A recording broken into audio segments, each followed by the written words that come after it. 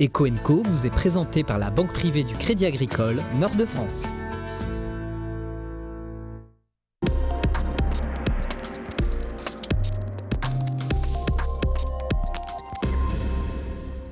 Les jeunes ont de plus en plus la fibre entrepreneuriale. Alors avec mon invité, je vous présenterai les dispositifs pour les aider à créer leur boîte. Alors créer sa boîte, c'est bien, et puis en reprendre une, c'est bien aussi. Et de nombreuses sessions sont actuellement en cours et dans l'air dans notre région. Comment faire le bon choix? Réponse avec notre expert.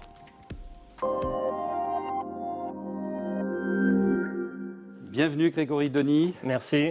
Alors, vous allez tout d'abord nous présenter l'un de vos adhérents pour arriver au thème qui nous intéresse aujourd'hui, la reprise d'entreprise.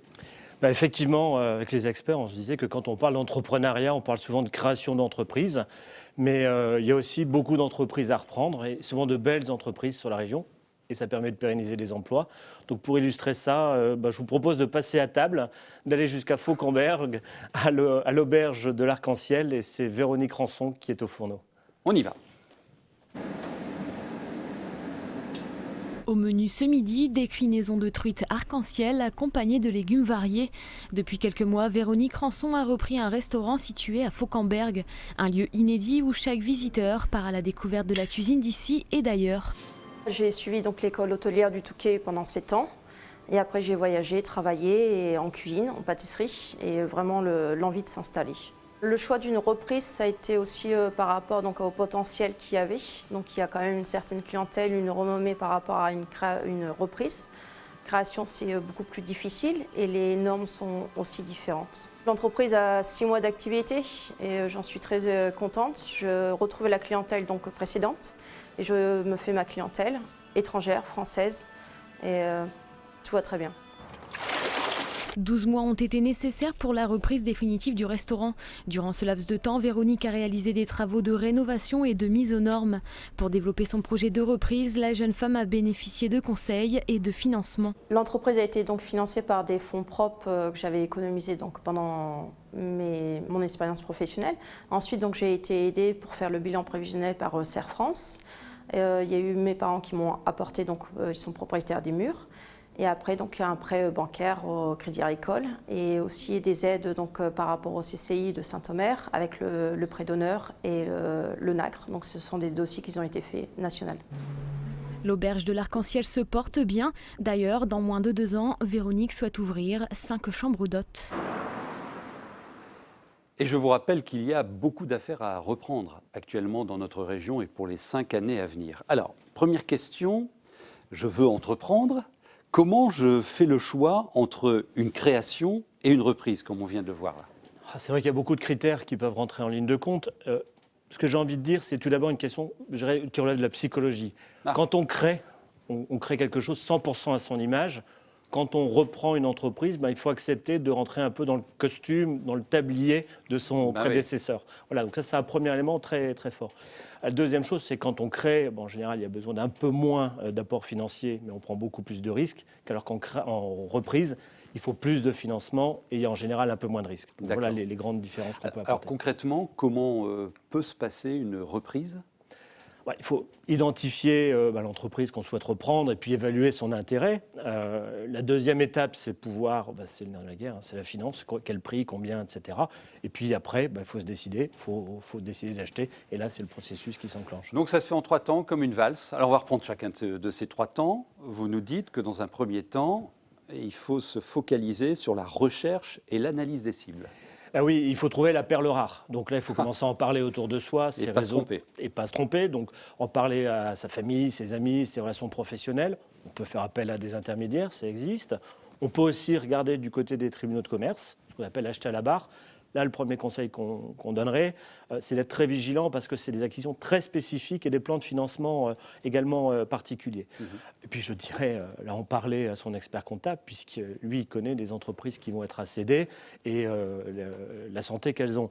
À titre d'exemple, nous, on en accompagne entre 300 et 400 par an. Donc, c'est vraiment à ces personnes-là, aux experts qu'il faut poser la question. Est-ce que vous les aidez notamment sur ce que je pourrais qualifier d'audit pour bien comprendre cible, attrait de l'entreprise, pour ne pas se tromper, quoi? Oui, c'est ce qu'on appelle les audits d'acquisition, pour savoir exactement ce que l'on achète. Alors, un fonds de commerce, des parts sociales, est-ce que c'est un fichier client, des compétences, quelles sont les dettes, les engagements hors bilan. Il y a tous ces audits où il faut se faire accompagner. Là, le conseil que l'on donnerait, c'est, au-delà de l'audit, c'est d'être vigilant à ce qu'on appelle le cut-off. C'est-à-dire l'état, la photo à laquelle sera le jour de la vente. Parce que vous allez mettre du temps à faire les audits et la situation, la valeur de l'entreprise peut changer durant la phase d'analyse. Dernière question rapidement. Ça vaut combien une entreprise? Comment on évalue le chèque à faire? Il y a plusieurs méthodes qui existent. En général, on en croise plusieurs. Il y a 3 grandes catégories de méthodes. Il y a une première méthode que je qualifierais par le patrimoine. Quelle est la valeur des actifs, moins les dettes de l'entreprise. La deuxième, c'est ce qu'on appelle par les flux. Quelle est la capacité de l'entreprise à générer des résultats dans le futur. Et puis 3, c'est par comparaison. Quelles ont été les ventes similaires qui se sont faites. En combinant tout ça, on peut avoir une valeur de l'entreprise. On rajoute les coûts d'acquisition, l'argent qui a réinjecté, et puis le bon prix, c'est quand 3 personnes sont d'accord, l'acheteur, le vendeur et le banquier.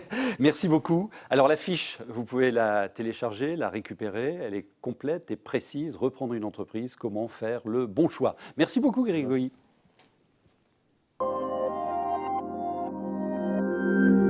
Bienvenue maintenant à Manuel Lagatti, chargé de mission à l'ADI. L'ADI, carte de visite.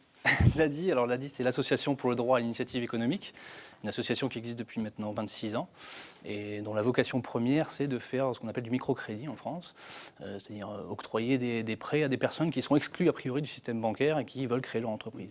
Et en particulier les jeunes. Et en particulier les jeunes, voilà. Et maintenant, depuis 7 ou 8 ans, l'association a mis en place un dispositif très particulier à destination des jeunes qui s'appelle Créa-Jeunes, qui est donc un dispositif de formation pour les jeunes qui veulent entreprendre, créer une entreprise. On va revenir sur ce dispositif dans quelques instants. 46 000 jeunes ont été sensibilisés à l'entrepreneuriat depuis l'école primaire jusqu'au supérieur, et ce sur 2 années. Et puis vous avez près de 7 000 jeunes de moins de 26 ans qui ont bénéficié d'au moins une prestation du programme régional de création et de transmission d'entreprises. Alors au Salon Cré qui s'est déroulé il y a quelques jours, les jeunes étaient présents en nombre, ils ont pu découvrir l'ensemble des dispositifs à leur disposition. Regardez. L'heure de la rentrée a sonné, les affaires reprennent.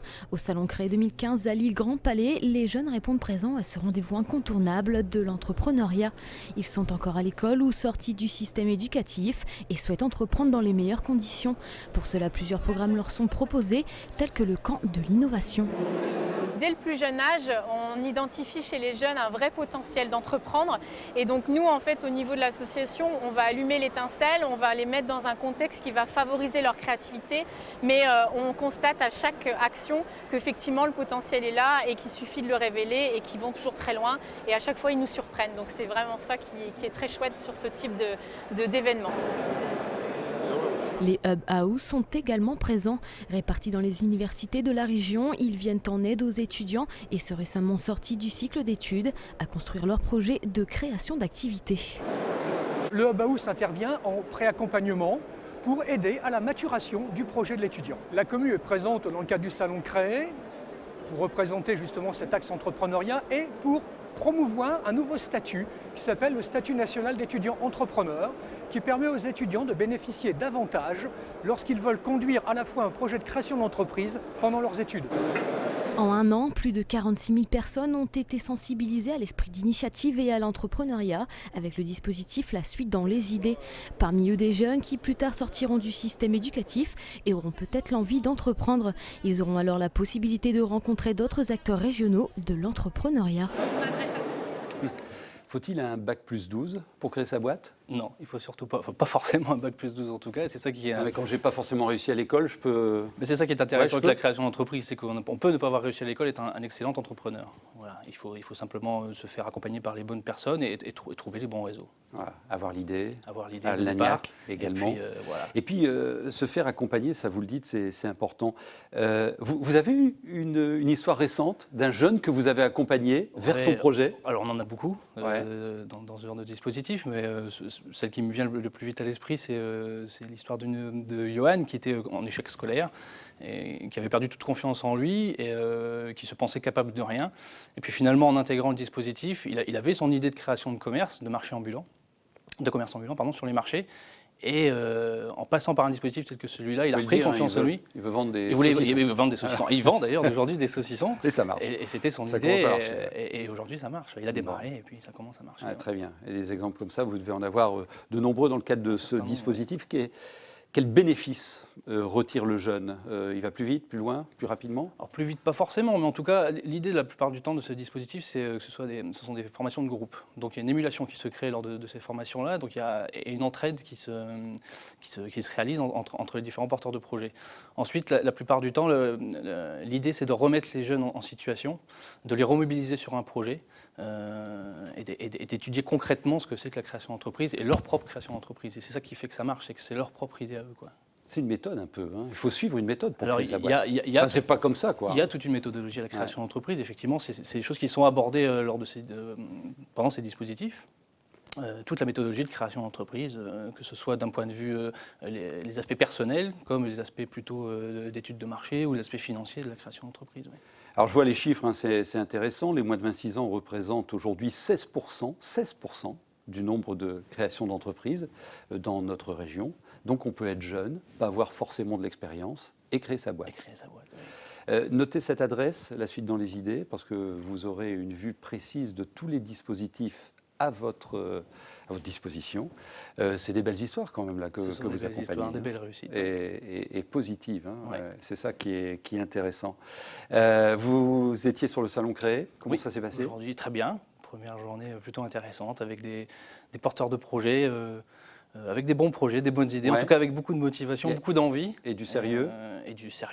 Oui, en tout tout cas. Il y a un truc de dingue que vous avez découvert là? Pas aujourd'hui, pas de complètement dingue, mais des idées intéressantes. L'innovation, c'est aussi important, bien évidemment. On en parle souvent dans Eco & Co. Merci beaucoup. Je vous en prie. Notez l'adresse, la suite dans les idées, et bonne chance pour votre projet. À bientôt.